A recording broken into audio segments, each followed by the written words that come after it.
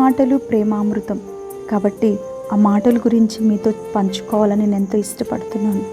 ఒక ధర్మశాస్త్రుడు యేసు యొద్దకు వచ్చి శాశ్వత జీవం పొందాలంటే నేనేం చేయాలి ప్రభువా అని అడుగుతాడు.